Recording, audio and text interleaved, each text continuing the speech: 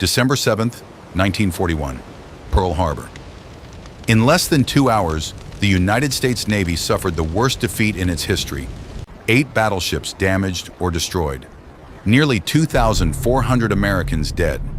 The Pacific Fleet, the force meant to project American power across an entire ocean, lay broken at the bottom of a harbor.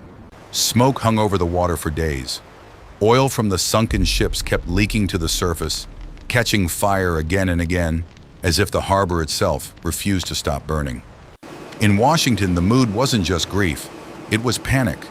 Newspapers ran headlines demanding to know how this had happened. Congress demanded answers. Roosevelt needed more than answers. He needed someone who could walk into that wreckage and convince thousands of shattered, frightened sailors that the war wasn't already lost. The obvious choice would have been seniority. There were 28 admirals with more rank, more years of service, more traditional claim to the job. Roosevelt passed over every one of them. He chose a quiet, unassuming 56-year-old officer from Fredericksburg, Texas. A man known less for boldness than for something rarer in a crisis, composure. His name was Chester W. Nimitz. He arrived at Pearl Harbor on Christmas Day, 1941. Just 18 days after the attack, there was no celebration waiting for him, no fanfare. Just a devastated naval base trying to process what had happened to it. What he saw when he stepped off that seaplane should have broken him. Capsized battleships lay on their sides in the harbor like beached whales. The battleship Arizona still smoldered, sailors' remains entombed inside her sunken hull. Men who had survived the attack wandered the docks hollow-eyed, some of them still in the same uniforms they'd been wearing when the bombs fell. Every other man on that dock saw a graveyard. Nimitz saw something else. As his boat moved slowly past the wrecked battleships, he turned to an aide and asked a question nobody expected. Where were the repair yards? Where were the dry docks? Where was the fuel? He already suspected the answer. The Japanese attack had been devastating, but narrow. It had targeted the battleships sitting in the harbor and had ignored almost everything else. The massive fuel tank farms that powered the entire Pacific Fleet stood untouched, holding roughly 4.5 million barrels of fuel. The repair yards and dry docks, the infrastructure needed to actually rebuild a navy, hadn't been hit at all. Tokyo had crippled America's battleships, but without knowing it, Japan had left America the exact tools it would need to recover. Nimitz understood something his own officers didn't yet believe. This wasn't the end of the Pacific Fleet. It was the beginning of a different one. A navy built not around slow, aging battleships, but around the aircraft carriers that had, by pure chance, been out at sea on the morning of the attack and survived untouched. But knowing that, and getting hundreds of shattered, frightened men to believe it, were two very different battles. Nimitz didn't call a dramatic all-hands speech that first week. He didn't try to inspire anyone with grand words. Instead, he walked the base. He talked to sailors on the docks, to mechanics in the repair yards, to junior officers who assumed they were about to be reassigned or blamed. He asked questions instead of handing down judgments. He wanted to understand what had actually happened before he decided what to do about it. A habit that would define almost every decision he made for the rest of the war. It was a strange kind of leadership for a nation desperate for someone to be furious. But Nimitz understood that fury wouldn't refloat a single battleship, and it certainly wouldn't win back the Pacific. But rebuilding ships would prove easier than rebuilding trust. Steel could be patched, hulls could be pulled from the mud and repaired. But trust was a different kind of damage. And in the weeks after Pearl Harbor, trust was in shorter supply than steel. Navy leadership was paralyzed. Officers who had spent entire careers being decisive now hesitated over the smallest decisions, terrified of being blamed for the next disaster. Some expected Nimitz to arrive with a list of names, officers to be relieved, reputations to be sacrificed, so Washington could say heads had rolled. Fear doesn't just freeze the men who feel it. It spreads through a command structure like smoke through a shattered hull until nobody trusts their own judgment anymore. Nimitz refused to feed that fear. He could have swept the command clean. He could have fired the officers who'd been on watch that December morning, made an example out of somebody, the way frightened institutions so often do in the aftermath of disaster. Instead, he did something almost nobody expected. He kept them. He kept the intelligence officers who had failed to predict the attack, not because he excused what happened, but because he understood something rare in a moment of crisis. These were the men who knew the Pacific best. Punishing them wouldn't undo December 7th. Where others saw men to blame, Nimitz saw the only tools he had left to work with. Among the men he chose to trust was a brilliant, unconventional naval officer named Joseph Rochefort, the head of a small, exhausted team of codebreakers working out of a windowless, air-conditioned basement at Pearl Harbor, known as Station Hypo. Rochefort himself often worked in a smoking jacket and slippers, sleeping only a few hours a night. Living almost entirely inside the fragments of intercepted Japanese naval code, his team was slowly piecing together. By the spring of 1942, that team had cracked enough of Japan's naval code to see the outline of something significant forming. Intercepted messages kept referencing a target the Japanese called simply AF. Rochefort was almost certain AF meant Midway Island, a tiny American outpost roughly 1,300 miles northwest of Hawaii. Washington wasn't convinced. Naval intelligence in Washington argued AF could just as easily mean Hawaii itself, or any number of other targets across the Pacific. Nimitz had to make a choice. Trust the instincts of the officer closest to the raw intelligence, or defer to the more senior voices in Washington. It wasn't an easy call. Rochefort's team in the basement was small, overworked, and unconventional by Navy standards. But Nimitz had spent enough time with Rochefort to know something the men in Washington didn't. This team hadn't been wrong about the details that mattered. They just hadn't been believed loudly enough before Pearl Harbor. He backed Rochefort. So Rochefort ran one of the boldest bluffs of the entire war. He had the base at Midway send a message, deliberately uncoded, deliberately unremarkable, claiming its freshwater distillation plant had broken down and that the base was running short on drinking water. Days later, Japanese radio intercepts repeated the exact same detail, referencing a water shortage at AF. The mystery was solved. Midway was the target. And for the first time since Pearl Harbor, Nimitz didn't just have a guess about where the next blow would fall. He had a date, a location, and, if he moved fast enough, a chance to be waiting. But a chance was all it was, because right now the only carrier Nimitz had available for a fight of this size was damaged almost beyond use. The USS Yorktown limped back into Pearl Harbor with a hole blown clean through her hull, oil-soaked and battered from the brutal Battle of the Coral Sea just days earlier. Naval engineers walked her decks, inspected the damage, and gave Nimitz their honest assessment. 90 days minimum to make her seaworthy again. Nimitz didn't have 90 days, he barely had a week. He walked the dry dock himself, looked at the wounded ship, and gave the repair crews an order that seemed almost impossible. Get her ready to fight in 72 hours. What followed was one of the most extraordinary feats of wartime engineering in American naval history.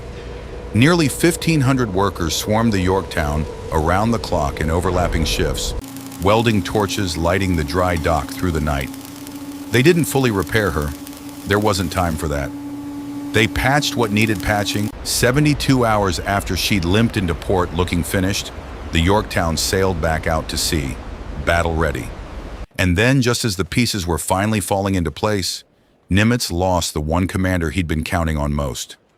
Admiral William Bull Halsey, his most aggressive, most experienced carrier commander, the man expected to lead the coming fight, fell seriously ill with a severe skin condition and had to be pulled from combat entirely, just days before the battle that would decide the Pacific. In his place, Halsey recommended an officer with almost no carrier combat experience of his own, a calm, analytical cruiser commander who had never led a carrier task force into battle. His name was Raymond Spruance. Nimitz barely knew him, and now he was being asked to hand him command of a fleet about to face the Imperial Japanese Navy at the single most critical moment of the war so far. Now, Nimitz had to make the biggest gamble of the war. In Washington, the doubts hadn't gone away. Some officials still weren't fully convinced the intelligence was right. Committing America's remaining carriers, nearly everything the Pacific Fleet had left, based on a code-breaking hunch and a faked water message felt, to some, uncomfortably close to the same kind of overconfidence that had left Pearl Harbor exposed 6 months earlier. Nimitz didn't share that doubt. He trusted Rochefort. He trusted the intelligence his team had assembled piece by piece from a basement full of cigarette smoke and decrypted fragments. And he trusted the officers he had chosen to lead the fight, even the ones, like Spruance, who hadn't been his first choice for the job, and who now carried the weight of a decision Nimitz himself couldn't make for him once the battle began.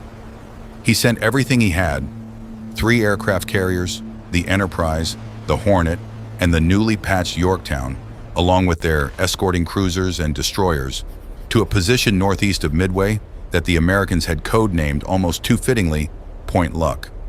There they waited, hidden, radio silent, positioned exactly where Japanese intelligence believed no American carriers could possibly be, because as far as Tokyo knew, the Yorktown was still sitting crippled in dry dock, and the American fleet was still recovering from Coral Sea. Japan believed it held every advantage: numbers, surprise, momentum. What Japan didn't know was that American codebreakers had already read the opening moves of the battle before it even began. On June 4th, 1942, the Japanese fleet arrived off Midway, exactly where Rochefort's codebreakers said they would, at almost exactly the time they predicted. The Battle of Midway had begun.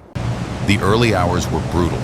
American torpedo bomber squadrons launched wave after wave of attacks against the Japanese carriers, flying low and slow directly into a wall of anti-aircraft fire and defending fighters. Squadron after squadron was cut to pieces. Torpedo Squadron 8 launched 15 aircraft that morning. Only one man survived. For a stretch of time that must have felt endless to the men waiting at Point Luck for word, it looked as though the gamble had failed completely.